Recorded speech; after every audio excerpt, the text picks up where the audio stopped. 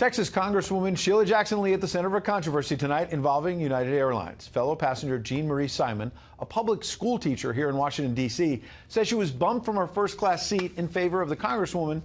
The teacher tweeting a short while ago that she still has not gotten an apology. Sheila Jackson Lee, the original tweet said, was in seat 1A, the one I paid for dearly, and the one United gave to her without my consent or knowledge. Fellow congressman on same flight said she does it repeatedly at United. Jackson Lee denying she forced United Airlines to bump the school teacher from first class, and United is saying that after checking their records, after the teacher got a notification the flight was delayed due to weather, she may have canceled her ticket. The Congresswoman maintained she got upgraded without knowing the details, but in the spirit of the season, she's sorry. So all's good, right?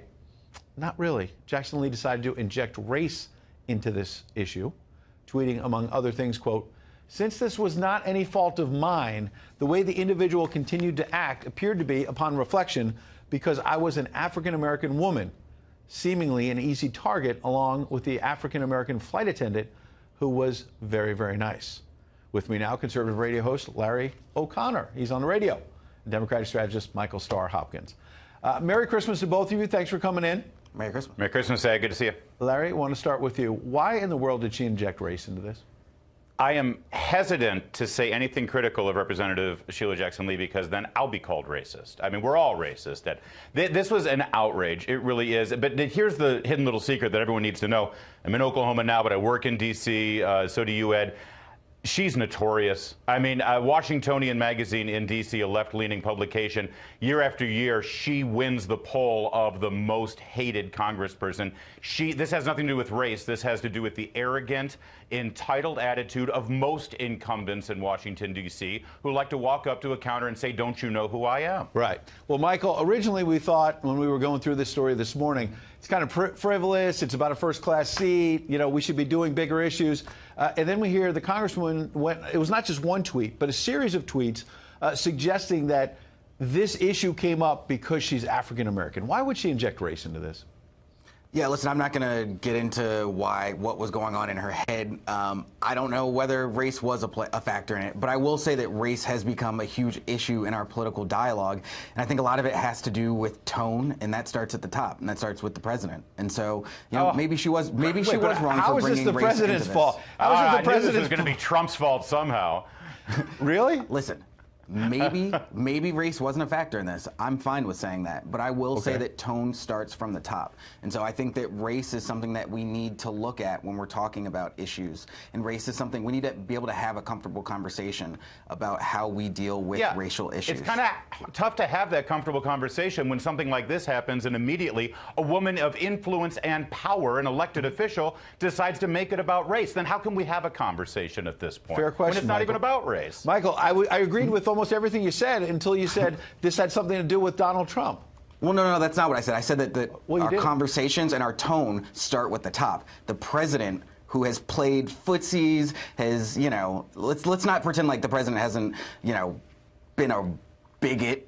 I mean, let's just come out and say it. Let's not pretend like the president. What does that have to do with Lee, I don't have to pretend to say that. Right, that's your opinion. And what does that have to do with a congresswoman elected in her own right, deciding to take kind of this silly dispute on an airplane and say it's because she's African American?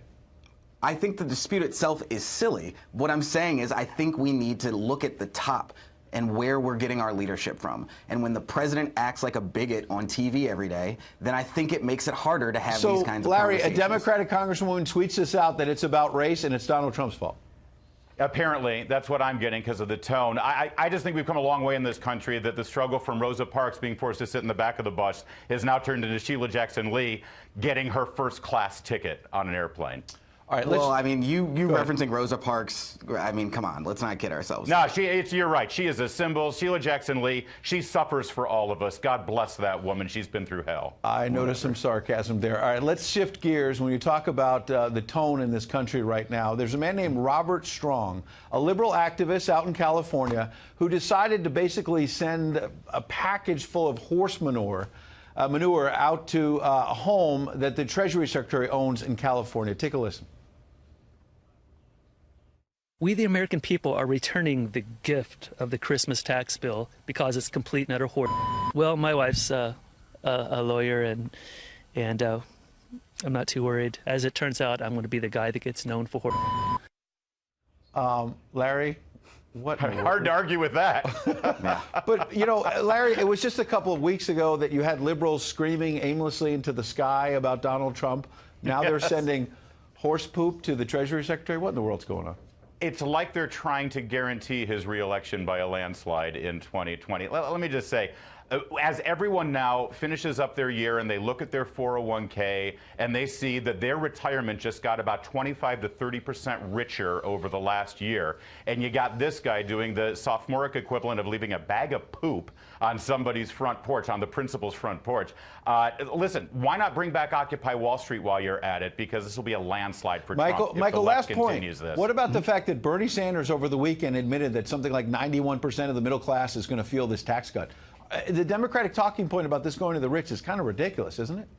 Well, I'm going to address this guy in the poop thing. I think that was inappropriate. He shouldn't have done it. What I think is more inappropriate is the fact that you would be excited, and I don't mean you, Ed, but the other contributor, the fact that he'd be excited for Trump to be elected again. Hi, Larry. Well, the fact that you would be excited for the president to be reelected, I mean, this guy literally is an embarrassment to this country. We can disagree on policy, but tone, leadership, honor, integrity, he has none of it. He's not a Republican. And if you're really a Republican, then it blows my mind that you would ever actually support this guy. It is that kind of political strategy going after Trump and the people who support him that got Hillary Clinton elected last year. You keep it up. That is a great plan. Hi, Larry. Hi, Michael. Wow. You guys got to know each other now. Merry Christmas. All right. I'll see you when I'm in D.C. All right. See you soon. United Airlines now apologizing and offering a $500 travel voucher after a passenger accused the airline of giving her first-class seat to Democratic Congresswoman Sheila Jackson Lee, telling the woman her reservation had been canceled, then giving her a seat in Economy Plus.